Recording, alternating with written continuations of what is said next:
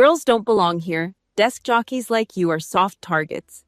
Don't cry when the recoil smacks you in the face. My brother Jackson sneered those words 6 inches from my ear. He pressed his heavy frame against my back, crowding me at the firing line. The stench of sour sweat and stale coffee radiated off his overweight body as he forced my hands into a grip that would have jammed the slide and shattered my thumb. His howling laughter erupted first, then his middle-aged friends joined in, and the sound hit my chest like a cruel stab wound. A soldier's greatest pain doesn't come from the deafening shrapnel of an enemy. It comes from having your dignity trampled and stripped away by your own flesh and blood. I had bled for this country. I had been trusted with the lives of the most dangerous warriors on the planet. Yet coming home, my own brother treated me like a pathetic piece of trash just to inflate his cowardly ego. The chain of patience 10 years of playing the weak, desk-bound little sister finally snapped. No tears, no arguments. Right through his arrogant laughter, I snatched the Glock and fired 5 lightning-fast rounds. The deafening roar tore through the room. The pungent smell of gunpowder filled my lungs, and then a deathly silence choked the entire shooting range. After my final shot left exactly one single hole, the range owner, a Delta Force veteran, shoved my brother aside. He checked the target, his hands trembling, his voice hoarse with absolute shock. "Ma'am, are you special ops?" Before continuing, please take a moment to like and subscribe to the channel, but only if you really want to know the ending of this story. And let me know in the comments where you're watching from and what time it is there. 2 days before that moment at the firing range, I parked my rattling 10-year-old Ford Ranger in my mother's driveway. The metallic crunch of gravel popped beneath the bald tires. Sitting next to my truck was my brother's lifted black Chevy Silverado. Punisher skull stickers covered the rear window. A thin blue line decal sat on the bumper. In my unit, we called trucks like that the Pavement Princess, all show and zero substance, just like the man who drove it. I gripped the steering wheel, my knuckles turning white. Just 48 hours ago, these same hands were gripping an assault rifle in a classified combat zone on the other side of the world. I had carried a bleeding brother in arms 2 miles through a kill zone, his blood soaking through my fatigues, while tracers snapped over our heads. Now I was sitting in a dented pickup truck, preparing to play the role of the helpless little sister. I shoved my dust-caked tactical rucksack deep into the truck bed, threw a cheap canvas tote over my shoulder, and commanded the captain inside me to vanish. Before stepping out, I pulled down the rearview mirror. A purple bruise courtesy of flying shrapnel from that same operation spread across my jawline like spilled ink. I scooped a heavy layer of cheap concealer onto the wound, pressing it into the tender skin until my eyes watered. My mom would have a heart attack if she saw it. She still believed I sorted supply crates in an air-conditioned warehouse on a base in Virginia. The concealer burned against the raw flesh, but that pain was nothing compared to what waited behind the front door. I flipped the mirror shut, grabbed the tote bag stuffed with a grocery store pie, and walked toward the house. Each step on that cracked concrete path was a conscious act of suppression.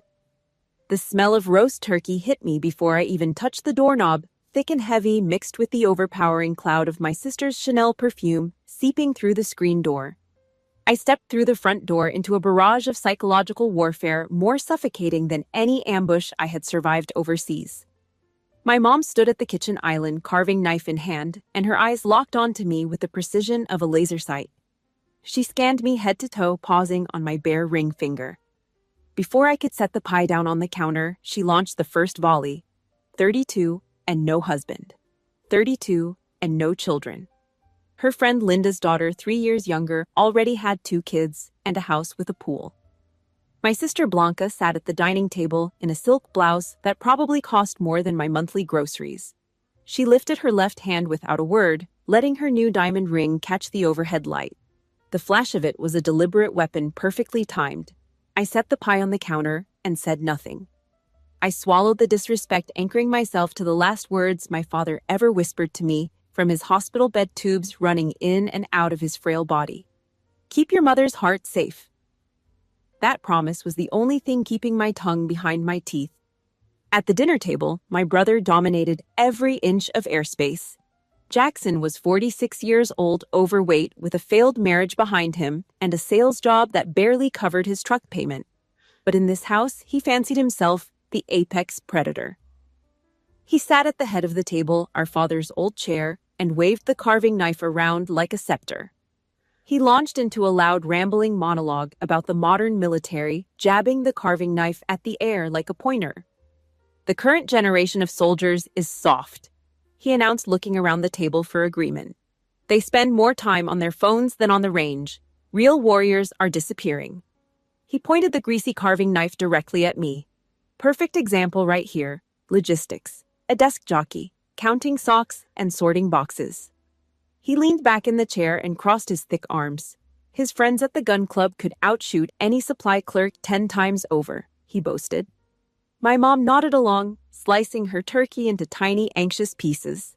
My sister smirked into her wineglass. Nobody in this room had the faintest idea that the soft soldier sitting across from them had just carried a wounded operator 2 miles under enemy fire, applied a tourniquet with one hand while returning fire with the other, and called in a medevac helicopter while crouching behind a concrete wall that was disintegrating from machine gun rounds. I kept my mouth shut. I chewed dry turkey.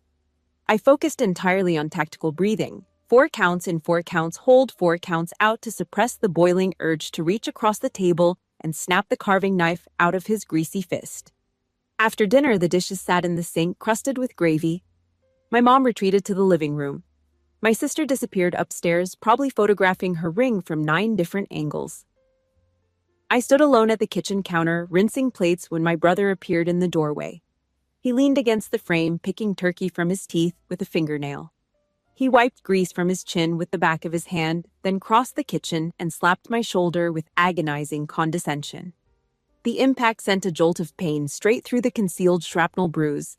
I bit the inside of my cheek. He announced to the empty room loud enough for our mother to hear, "I'll take you to the range this weekend, show you what real men do. I promise not to let you shoot your own foot off." He grinned, supremely satisfied with himself, waiting for me to either protest or grovel. I looked down at my plate, giving him one final chance to be a real family member, one final chance to see me as something other than a prop for his ego. He didn't take it. I dried my hands on a dish towel, folded it neatly, and placed it on the counter. I forced a weak, submissive smile. "Yeah, I'm probably rusty." He laughed, slapped my shoulder again, and walked out of the kitchen whistling. He had no idea he had just handed me the invitation to his own funeral. The silence in my cheap apartment hit me at 3 in the morning. It was more suffocating than incoming mortar fire. My shirt clung to my body, soaked in adrenaline-fueled night sweats triggered by that dinner interrogation. Every condescending word replayed in my skull on a torturous loop. My mother's disappointed scan of my empty ring finger. My sister's deliberate diamond flash. My brother's greasy carving knife pointed at my face like a verdict. I swung my legs off the thin mattress, bare feet, smacking the cold concrete floor, and walked into the harsh fluorescent light of my bathroom. I stripped off my sweat-soaked shirt and faced the woman in the mirror. She was not a spinster clerk. The jagged bullet graze crossing my left shoulder told a story that nobody at that dinner table would ever be cleared to hear. I traced the scar with my fingertip, and the touch yanked me backward in time. A rooftop in a country I can never name. The crack of a sniper round passing so close, it split the air beside my ear and carved a burning groove through the meat of my deltoid. My team medic, a kid from El Paso, who kept photos of his daughter taped to the inside of his helmet, stitched the wound shut with no anesthetic while I continued calling fire coordinates into the radio. Blood running down my arm, pooling in the crease of my elbow, dripping onto the concrete. I did not stop transmitting. The fire mission saved 11 men pinned in a courtyard below. That was the night I earned my second Bronze Star. The medal sat in a locked drawer in this apartment, wrapped in a sock buried under old tax returns. I lowered my eyes to the burn scar crawling up my thigh. That one was worse. That one lived in my sleep. An overturned tactical vehicle on a road outside a village I promised myself I would forget. A fuel fire erupting inside the cabin. 3 of my men screaming, their voices cracking through the flames, the smell of burning rubber and scorched flesh filling the air so thick I gagged through my balaclava. I dragged them out one by one with my bare hands, the melting nylon of my pants fusing with the skin on my thigh, the heat so intense it turned the air in my lungs into broken glass. All three survived. I spent 6 weeks in a military hospital with skin grafts on my leg, telling my mother over the phone that I had twisted my ankle during a supply run. She told me to be more careful in the warehouse. I hung up and stared at the ceiling tiles until the morphine pulled me under. The commendation for that extraction sat in the same drawer as the Bronze Star. My family saw a lonely, unmarried woman who counted boxes for a living. The Mirror saw a decorated combat officer who carried the weight of classified violence on her body like a second skin that never shed. I picked up my phone from the edge of the sink and opened the encrypted banking app. The checking account read $2,400. Enough to look broke. Enough to keep the cover story breathing. I swiped to the hidden portfolio. Savings $485,000. 10 years of hazard pay deployment bonuses, combat stipends, and black budget payments for operations that officially never happened, all stacked neatly in an account that was invisible to civilian banking searches. I stared at the number glowing in the dark bathroom. I had enough liquid cash to buy my brother's Silverado, pay off his mortgage, and burn his house to the ground just to keep warm. He spent his weekends bragging about a $47,000 truck he was still making monthly payments on, sweating every time the credit card statement arrived. I could write a check for 10 of those trucks and not lose sleep. But the mission was never about money. The mission was restraint. The mission was to remain invisible until the exact moment I chose otherwise. I turned off the phone screen, plunging the bathroom into total darkness. I stood there in the silence, feeling the cold tile bite the soles of my feet, letting my pulse settle. I lived by the doctrine of the invisible man. My instructors at Fort Bragg drilled it into our skulls during the first week of Special Forces selection, back when I was the only woman in a class of 64 candidates. 39 washed out. The ones who bragged went first. The ones who flashed credentials got recycled. Flashiness is a vulnerability. The loudest man in the room is the easiest target and the first to die. My brother needed his lifted truck, his Punisher stickers, and his pristine tactical vest, because he was completely hollow inside. He needed the world to see a warrior, because underneath the costume, there was nothing but debt divorce papers and a gut that hung over his belt buckle. I did not need to wear my resume on my sleeve. I did not need applause from people who confused noise with strength. I had buried men who were stronger than my brother would ever pretend to be, folded their flags, handed them to weeping mothers, and I did it all without posting a single photograph. I walked into the dark bedroom and knelt beside the heavy steel safe bolted to the floorboards. 6 digits. I punched them in from muscle memory, not even looking at the keypad. The steel door groaned open and the thick smell of gun oil and carbon flooded my nostrils, familiar and steadying like the handshake of an old friend who never lies. Resting on the gray velvet lining was my custom-machined Glock 34 Gen 5. The frame was stippled by a master gunsmith in North Carolina. The trigger had been polished to a crisp, clean 2-pound break. The competition red dot sight mounted on the slide cost more than my brother's entire tactical wardrobe combined. I pulled the weapon out, wrapping my fingers around the polymer grip with the automatic precision of someone who had done this 10,000 times in 10,000 dark rooms across the world. I dropped the magazine. I racked the slide. The cold mechanical clack echoed through the empty apartment, sharp and absolute, the only standing ovation I ever needed. I dry-fired once, feeling the trigger reset against my fingertip, the crisp snap of the striker falling forward on an empty chamber. Muscle memory, controlled breathing, perfect stillness. The same ritual I performed before every mission. He wanted to see firepower. He wanted to teach his soft little sister how to handle a big, scary gun. I seated a fully loaded magazine into the grip, placed the Glock into my unassuming black range bag, and zipped it shut.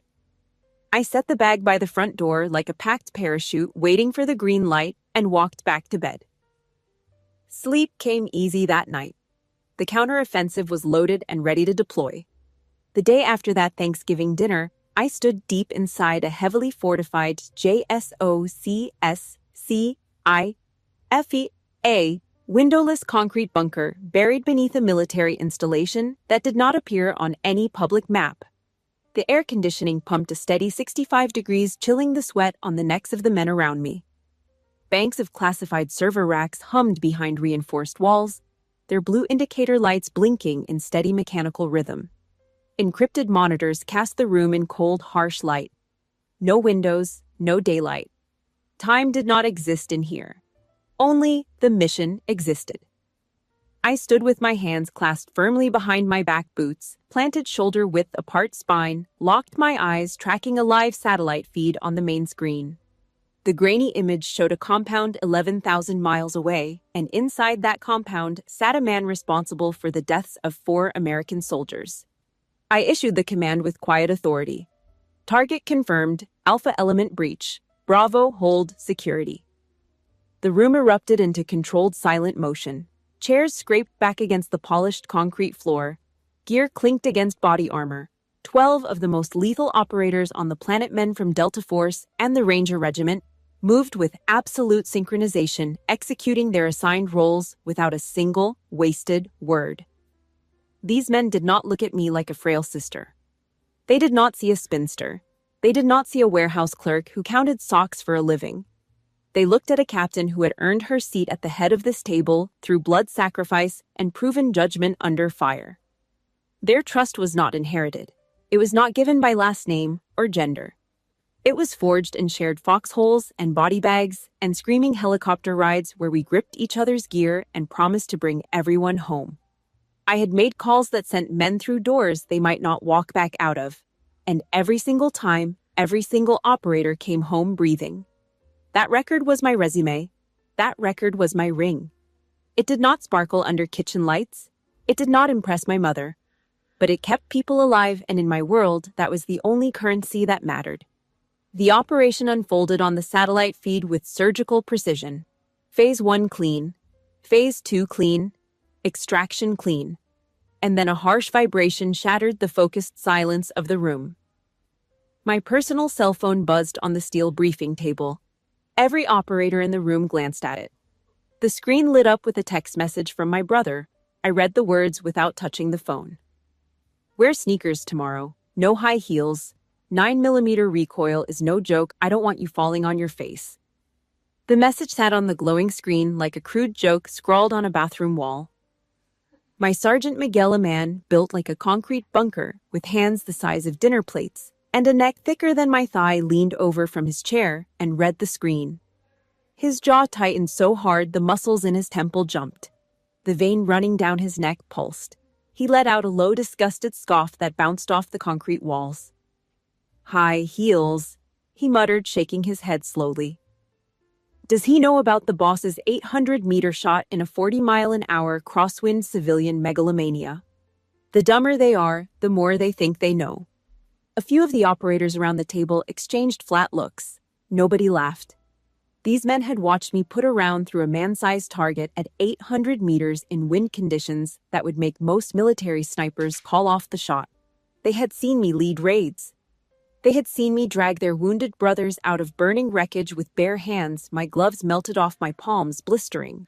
The idea that some overweight civilian was sending me footwear advice about recoil was not comedy. It was an insult that landed on every operator in that room, because an insult to their commander was an insult to every mission they had bled for. Miguel's hand curled into a slow fist on the table. He looked like he wanted to drive 4 hours and put my brother through a sheetrock wall. I picked up the phone and slid it into my tactical pocket without typing a response. I looked at Miguel, my expression entirely flat, suppressing a wave of familial exhaustion that 10 years of tactical breathing could never fully dissolve. He thinks I count socks for a living, Miguel. The sergeant stared at me for a long beat, his expression a controlled mixture of loyalty and outrage. I turned back to the satellite feed. The compound was empty. The mission was complete. Not a single American casualty. My team had executed with the cold, efficient precision that my brother would never understand, because he had never risked a single thing in his comfortable, loud-mouthed life. His illusions were running on borrowed time. The school of reality was about to open its doors, and the tuition was going to be paid in full. Saturday morning came fast. My brother laid on his horn outside my apartment complex at 7:30, rattling the thin windows and sending a pair of pigeons scattering off the stairwell railing. I grabbed my unassuming black duffel, the one hiding $40,000 worth of precision firearm, and walked out into the parking lot. He sat behind the wheel of his Chevy Silverado, with the engine growling, one thick arm hanging out the open window. He was wearing a brand new rigid tactical vest strapped over a tight black t-shirt that struggled to contain his gut. The nylon had factory creases still pressed into the front panels, sharp and clean, never once touched by dirt, sweat, or the blood of a friend. I noticed the price tag still dangling from the inner collar strap. He had not even bothered to cut it off. The vest alone told me everything. A man who buys gear to feel powerful, rather than to survive contact. In my world, we had a word for that kind of man, but I kept it behind my teeth. His eyes scanned my outfit as I approached the passenger door. Gray sweatpants, faded trail running shoes with a hole forming at the left toe. A plain black hoodie. My range bag slung across my shoulder like a gym bag full of dirty laundry. Nothing tactical, nothing impressive, nothing that screamed threat. That was the entire point. He leaned out the window, his lip curling upward with practiced disdain. Looking a little flimsy, he sneered, letting his gaze drag from my worn-out sneakers all the way up to my face. Going to yoga? I climbed into the passenger seat without a single word, pulling the heavy door shut with a solid thunk. The cabin reeked of cheap cologne layered over old fast food wrappers crammed into the door pockets. A pair of mirrored sunglasses sat on the dashboard next to an energy drink can. I set my bag between my feet, buckled my seatbelt, and settled into the stiff leather seat. He did not buckle his. He put the truck in drive and peeled out of the parking lot tires, chirping on the asphalt, already talking, before we reached the first traffic light. For 45 agonizing minutes, I became a prisoner of war inside his rolling ego chamber. He delivered a relentless, rambling lecture about firearms that he had clearly assembled from internet forums and podcast clips, consumed during his long daily commute to a sales job he barely tolerated and was one missed quarter away from losing. He called 9mm rounds plastic toys and practically worshipped .45 caliber ammunition like it had been handed down from God on a stone tablet. He claimed any real warrior shoots .45 because the stopping power was undeniable, and anyone who carried a 9mm was either scared of recoil or didn't understand terminal ballistics. He actually used that phrase, terminal ballistics, a term he had clearly memorized from a YouTube thumbnail without understanding a single variable behind it. My brain automatically ran the actual calculations, the ballistic coefficients, the muzzle velocity comparisons, the kinetic energy formulas that proved every single one of his claims completely wrong. These were calculations I had applied in real combat to determine which round would penetrate level 4 body armor at 300 meters, and which round would bounce off like a thrown rock. But I kept my mouth sealed. I stared out the passenger window. I watched gas stations and strip malls and trailer parks blur past on the county road and practiced my tactical breathing. 4 counts in, 4 counts hold, 4 counts out. The discipline required to sit in that passenger seat and swallow his ignorance without responding was harder than any enemy contact I had ever survived. Enemies, at least, I was authorized to engage. Family required a different set of rules. Then he escalated beyond annoyance into genuine danger. The needle on the speedometer crept past 65, pushed past 70 miles per hour on a 2-lane county road with no median and oncoming traffic, whipping past every few seconds. His phone sat in his lap, the screen glowing with an incoming message. He glanced down at it, and then he entirely let go of the steering wheel with both hands to type a response. Both hands off the wheel at 70 miles an hour. The truck immediately drifted hard toward the right shoulder, and the rumble strips growled beneath the passenger side tires, vibrating through the floorboards and up through my boots and into my spine. I gripped the grab handle above the door with my right hand, knuckles white. My feet braced hard against the floorboard. I calculated the exact angle I would need to lunge across the center console and seize the wheel to prevent a catastrophic rollover at this speed and weight. I mapped the ditch. I mapped the oncoming lane. I prepared for emergency vehicle extraction. He finished typing his text and casually grabbed the wheel with one hand, yanking the Silverado back into the lane without even a glance in my direction. This is warrior mindset. He boasted, his eyes still half on the phone screen, completely oblivious to the fact that he had just come within 3 feet of killing us both. Multitasking. The man had no combat driving training, no emergency vehicle certification, no situational awareness beyond his own reflection in the rearview mirror. He had a podcast subscription and a lifted truck, and he genuinely believed that made him a warrior. He was right about one thing. He was dangerous, but not in the way he imagined. He was dangerous to every single person sharing the road with his reckless, delusional self. The range was 20 minutes away. He used every remaining second of those final miles to fill the cabin with his absolute conviction that I would fail at the shooting range. He jabbed his thick finger at the dashboard. "You gotta barely put your finger on the trigger, Betty. And whatever you do, hold your breath tight right before you shoot so you don't flinch." Every word out of his mouth was fundamentally, catastrophically incorrect. Then he finally put the phone down and gripped the wheel with one thick hand, leaning his bulk toward me, pressing against the center console until his shoulder touched mine. He looked at me with a pity so thick it curdled the air between us.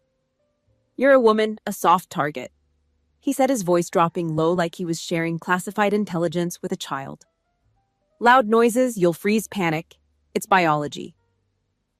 He said that word, biology, with the absolute certainty of a man who had never opened a textbook but had watched enough clips on his phone to believe he had a doctorate. I bit the inside of my cheek until I tasted copper. The familiar metallic sting grounded me. It reminded me I was alive, disciplined, and operating within a mission parameter that had a rapidly approaching expiration date. He was not just being annoying anymore. He was not just being a bad driver or a loudmouth or a know-nothing playing dress-up. He was systematically stripping away my dignity layer by layer, using my gender as a crowbar, using his age and his volume and his physical size to crush someone he believed was beneath him. A soldier can eat dirt and take shrapnel and bleed in silence.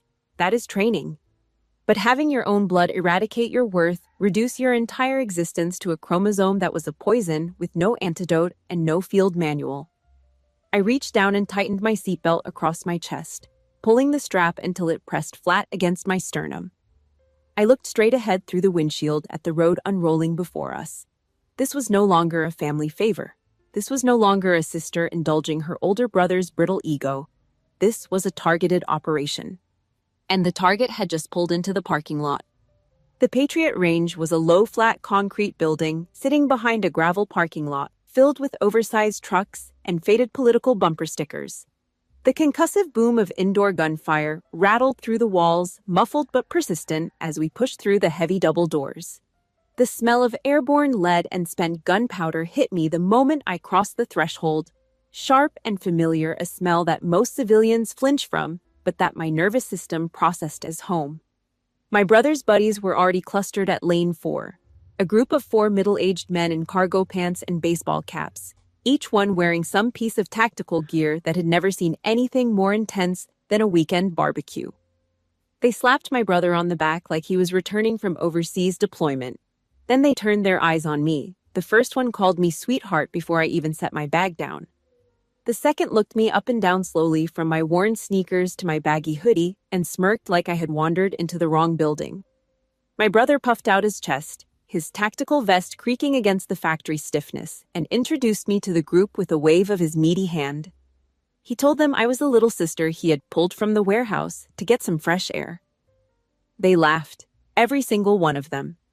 A chorus of dismissal from men who had never fired a weapon under pressure, never felt the ground shake beneath their boots, from an incoming mortar, never held a dying friend's hand, and lied to his face that he was going to make it. I set my black duffel down on the wooden bench behind the firing line. My face was completely blank, no anger, no hurt, just the flat cataloging expression of an officer assessing a room. I counted every exit, every fire extinguisher mount, every body position on the firing line, every potential threat, and every potential cover point. Force of habit. Force of years of training that had turned threat assessment into an involuntary reflex as automatic as breathing. My brother stepped up to the firing line at Lane 4. The paper target hung exactly 7 yards downrange, roughly 21 feet. In my unit, we called that breath-smelling range. Close enough to count the target's teeth. Close enough that missing at this distance would earn you remedial training and the kind of unit-wide ridicule that would follow you for the rest of your career. He picked up a rental Glock 19, slapped a magazine into the well, and squared his body to the target. His stance was a catastrophic failure of fundamental marksmanship. He leaned backward on his heels, shifting his center of gravity behind his hips, which meant every round of recoil would push him further off balance rather than being absorbed through his frame. His left hand wrapped underneath the magazine base plate in a textbook teacup grip, a technique so outdated and dangerous that my instructors used photographs of it during basic firearms courses as a joke.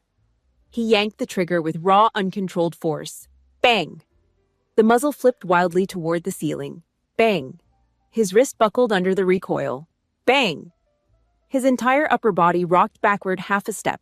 The muzzle climbed with every shot because he was fighting the weapon instead of managing it. He emptied the magazine in a chaotic burst of uncontrolled noise, hot brass casings pinging off the concrete partition walls and scattering across the floor like dropped coins. He hit the button to retrieve the target. The motor hummed, pulling the paper back on the overhead rail. He turned around with sweat pouring down his flushed red face, breathing like he had just sprinted 100 meters. The paper came gliding in, and he snatched it off the clip, holding it up for his friends with both hands like a trophy. He launched into a breathless, arrogant speech about taming the beast of the recoil. I looked at the paper. The grouping was a disaster. 3 holes were punched wildly off to the left, scattered across the shoulder and arm area of the silhouette. 2 rounds had missed the paper entirely, punching through nothing but empty air and embedding themselves in the rubber backstop somewhere behind the target. At 7 yards. He had missed a stationary piece of paper at 21 feet. His friends erupted into applause and chest bumps, whooping and slapping his back like he had just won a national marksmanship title. Not one of them looked at the actual target. Not one of them noticed the 2 holes that were not there. They were cheering for noise, not accuracy. I sat on the bench, my hands resting calmly on my knees, and said nothing. My brother drank in the applause, his chin lifted, his chest swelling inside that creased tactical vest.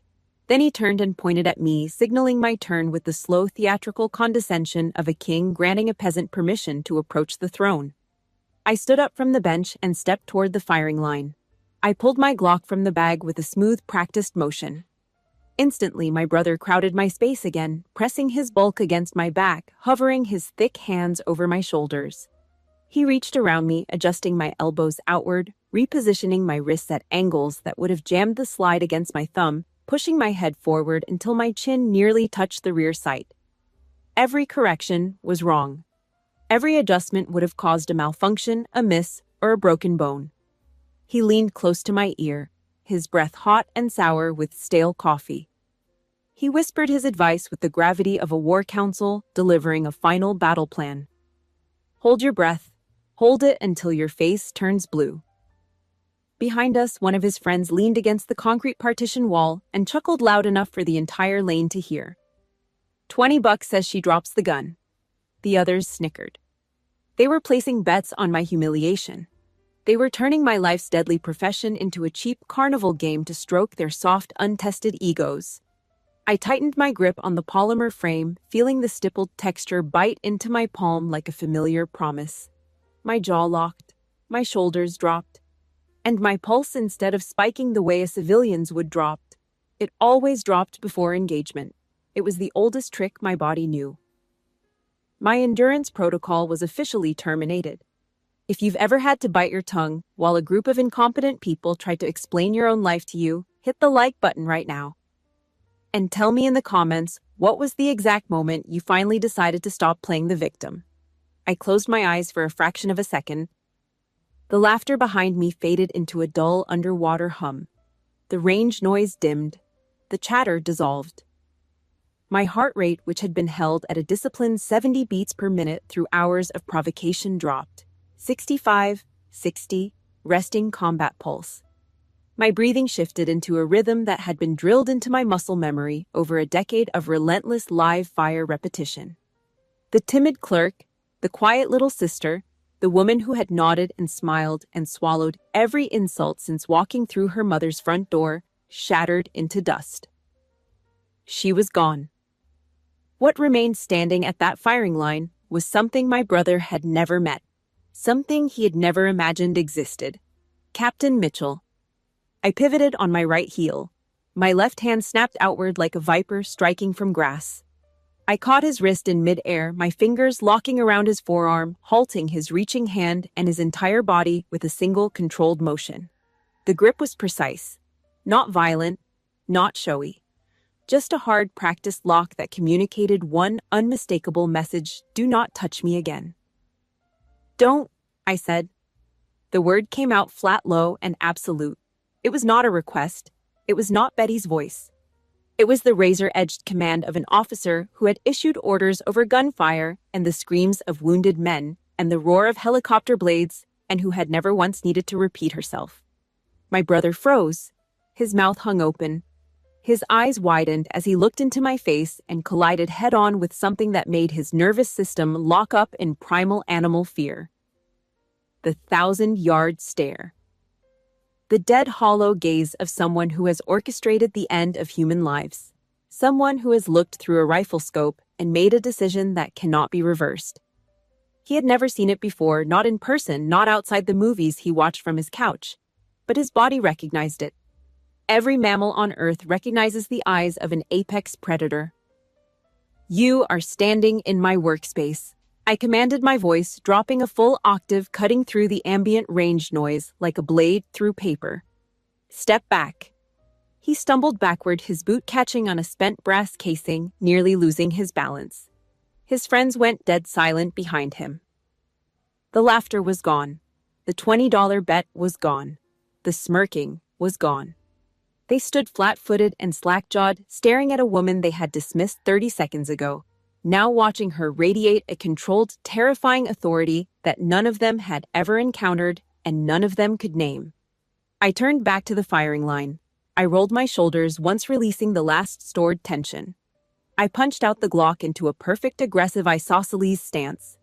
Both arms extended, elbows locked, shoulders driven forward, absorbing the recoil before it even began. My feet were shoulder-width, knees slightly bent, weight on the balls of my feet. My dominant eye picked up the red dot floating effortlessly over the center X of the paper target like it was magnetized. The target was 7 yards away, 21 feet. A distance I could cover in 2 strides. A distance where I had been trained to place every single round through the same hole.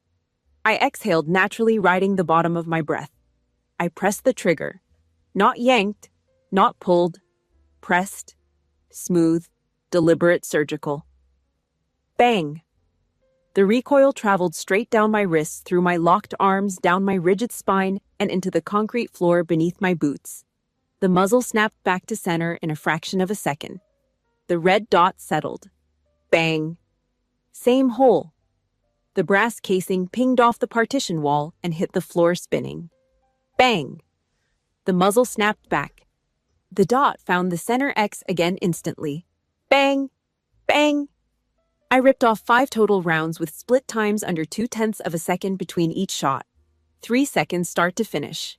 The slide locked back on an empty magazine with a sharp metallic snap. The last brass casing tumbled through the air and clinked against the concrete floor, rolling in a slow circle before settling into silence. The entire firing range had gone quiet. Not just our lane. The lanes on both sides had stopped shooting. Heads turned. A man 2 lanes down lowered his rifle and stared. The concussive echo of my 5 rounds hung in the air like a held breath, and then it faded, leaving behind a silence so thick and heavy it pressed against the walls of the building. I dropped the magazine with a press of my thumb. I racked the slide, clearing the chamber. I placed the weapon on the bench, muzzle pointed, downrange, slide locked back. Safe, professional. Textbook. My brother's hand shot to the retrieval button and slammed it. The motor hummed. The paper target came gliding toward us on the overhead rail, sliding out of the shadows and into the fluorescent light. He squinted at the paper, tilting his head, his face cycling through confusion, then denial, then a desperate, sickening smile as he tried to salvage his shattered ego from the debris. You missed. He stammered the words tumbling out of his mouth like a drowning man grabbing at floating wreckage. Missed 4 rounds. He assumed that at 7 yards there should be 5 distinct separate holes scattered across the target. 5 bullet holes like the ones he had sprayed across his own target, each one in a different zip code. He was looking at one single jagged hole punched dead in the center of the X-ring. 1 hole. Not 5. 1. Because all 5 of my rounds had tracked through the exact same trajectory, each bullet following the path of the one before it, widening a single ragged wound in the paper, rather than creating separate impacts. The precision required to achieve that at combat speed was not something a weekend warrior could comprehend. It was not something most military shooters could achieve. It was the signature of a professional who had spent a lifetime perfecting the craft of putting metal on target. I pulled off my ear protection slowly and let it hang around my neck.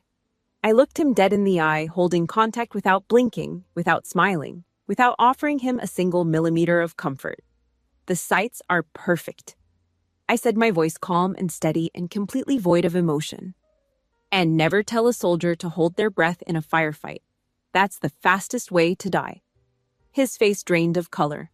His friends behind him did not move. Nobody spoke. The man 2 lanes down was still staring. The only sound was the faint mechanical hum of the ventilation system cycling stale gunpowder-thick air through the building. Then, heavy boots crunched against the scattered brass casings on the concrete floor.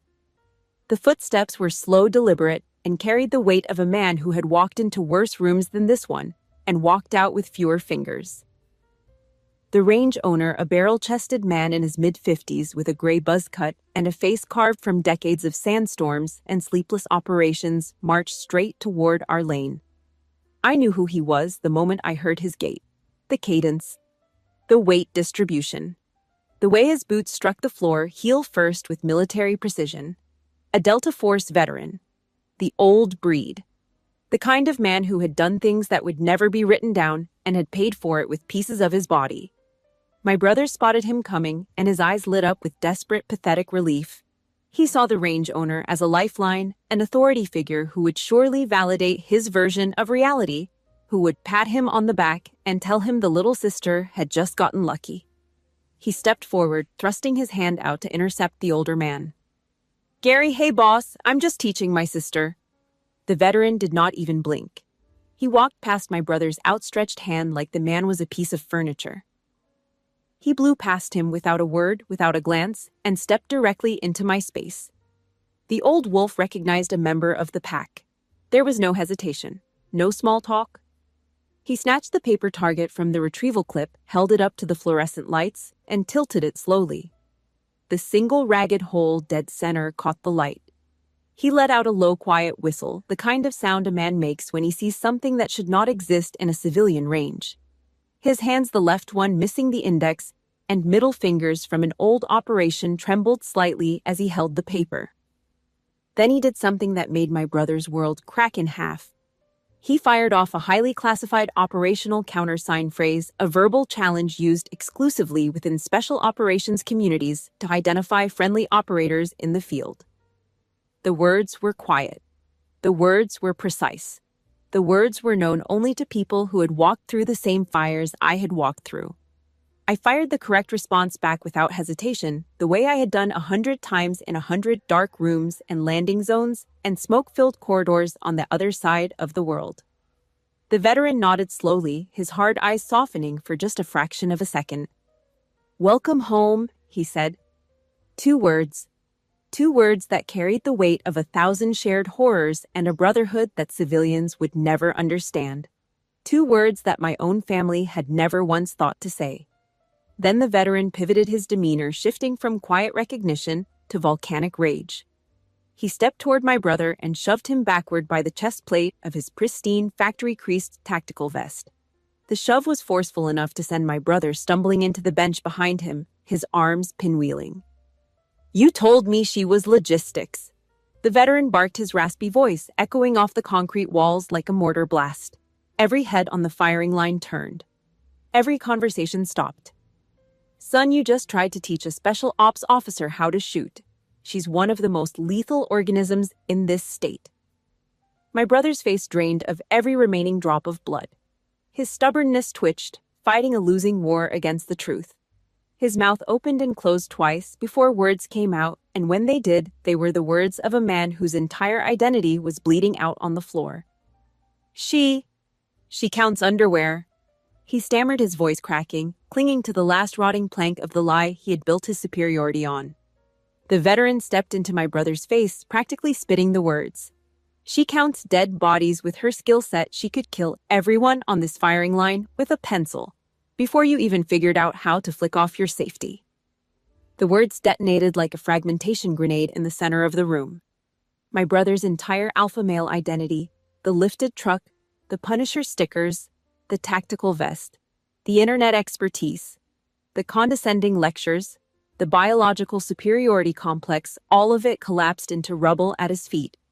His friends stared at the ground, their faces white, humiliated, and terrified, unable to look at me, unable to look at each other, drowning in the sudden understanding that they had spent the last hour mocking a woman who could end their lives with an office supply. The range was silent. The ventilation hummed.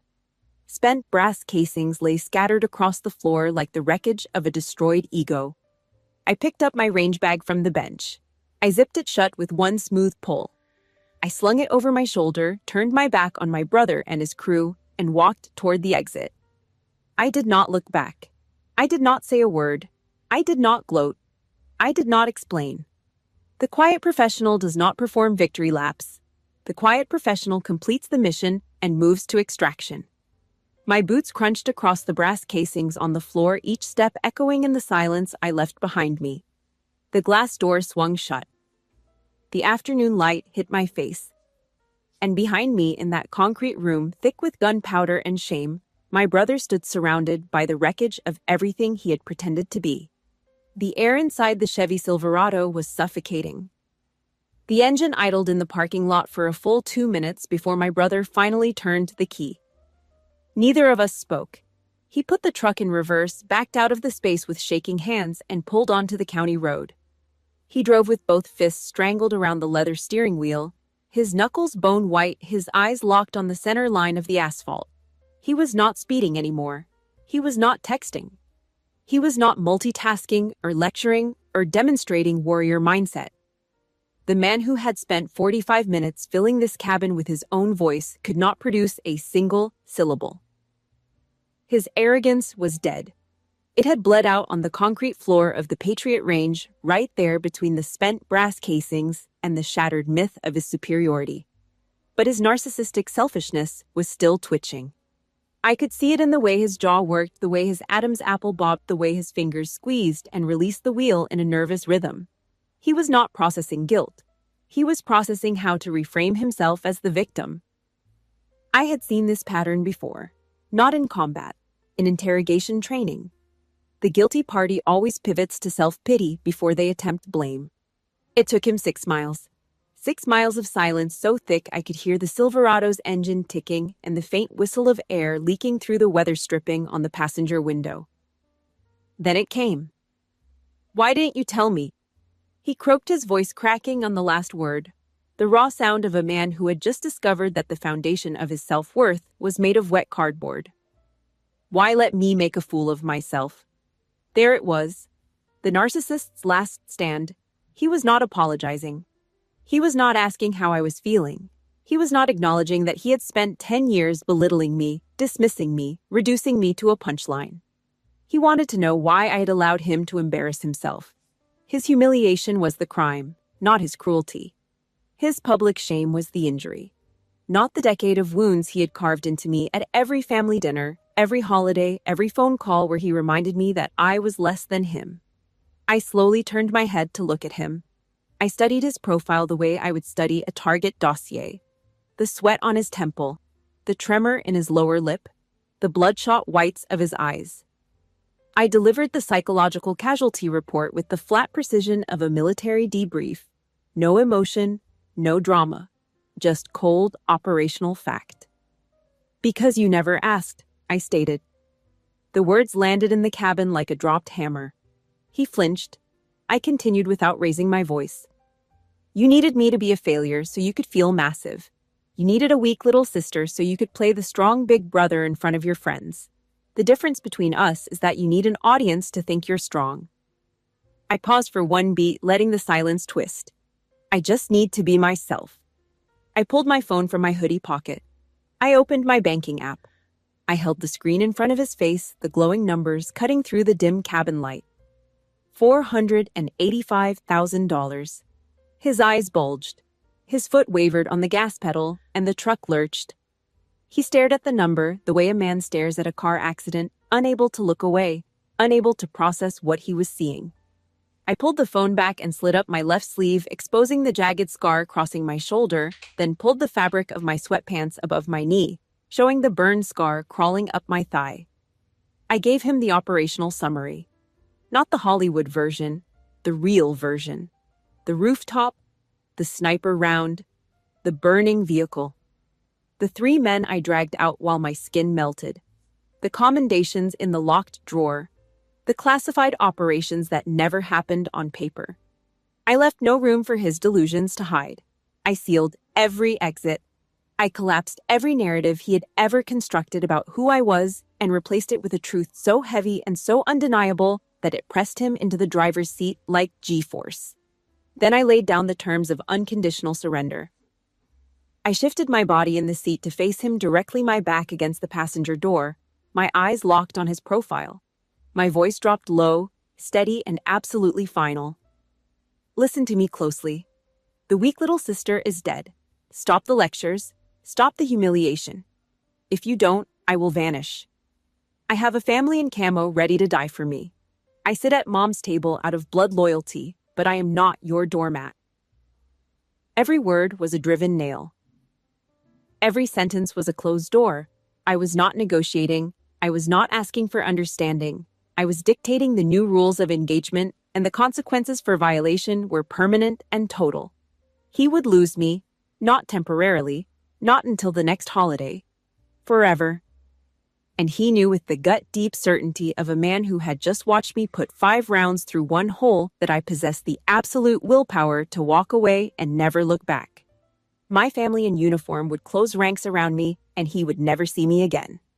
He swallowed hard. His throat clicked. The sound was audible over the engine. His hands loosened on the wheel and his shoulders collapsed forward. He looked smaller in that driver's seat than he had ever looked in his life. All the tactical gear, the lifted truck, the Punisher skulls, the bravado stripped away. Just a 46-year-old man sitting in the wreckage of the persona he had constructed to hide the fact that he had never done a brave thing in his life. His chin dropped toward his chest. I'm sorry, Betty, he whispered. The words were barely audible over the road noise. I did not respond. I turned back to face the windshield and watched the road unspool ahead of us. The apology was received. The terms were delivered. The operation was complete. Whether or not he honored the surrender was his problem, not mine. I had drawn the line in permanent ink, and I had the firepower to enforce it. 1 month later, the smoke from the backyard barbecue drifted over my mom's patio and curled up into the evening sky. The charcoal cracked and popped beneath a grill loaded with burgers and corn, and the warm smell of hickory and rendered fat floated across the yard. A ceasefire had been established. Not the fragile temporary kind that collapses at the first provocation. A real one. The kind enforced by undeniable truth. My mom had entirely stopped her snide comments about my career and my empty ring finger. She greeted me at the door with a hug that lasted 3 seconds longer than any hug I could remember. She set a place for me at the table, without commentary, without comparison to her friend Linda's daughter, without the disappointed scan of my left hand. Something had shifted in the way she looked at me. My brother had told her, not everything, not the classified details, but enough. Enough that the woman who had spent years pitying me now treated me with a cautious, newfound reverence, the kind you extend to someone you realize you have profoundly underestimated. My brother had traded his ridiculous tactical vest for a faded flannel shirt with the sleeves rolled to the elbows. The Punisher stickers were gone from the Silverado. He walked across the patio toward my lawn chair, tongs in one hand, a cold beer in the other. He moved differently now. The puffed-up strut was gone. The peacock posture had deflated. He stopped in front of my chair and stood there for a moment, the tongs hanging at his side. "Betty, I'm picking a defense site," he said, his tone stripped of condescension, stripped of performance. "Just a question. Red dot or LPVO?" There was no arrogance in the words, no lecture, just an amateur asking an expert with the quiet humility of a man who had finally accepted that he had been standing in the presence of a master and calling her incompetent. I gave him my recommendation, walking through the pros and cons the way I would brief a junior operator, clear and patient and direct. He nodded gratefully, absorbing every word without interrupting, without correcting, without adding a single thing he had heard on a podcast. Then he turned to his neighbor, leaning on the back fence, and pointed at me with the tongs. He pointed at me with the tongs, looking at his neighbor without a trace of sarcasm, genuine pride cracking through his voice. "Hey, Dave. You ever meet my sister? She is Army Special Forces. A real Green Beret." The neighbor's eyebrows went up.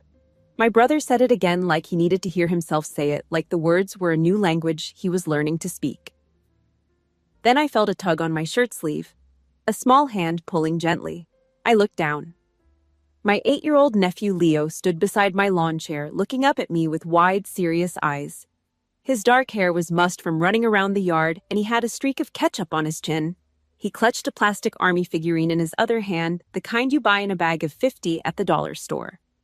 "Dad says you're a real soldier," Leo said softly, his voice carrying the reverent hush of a child who has just learned that the fairy tales are true. "You're super strong. I want to be strong like you."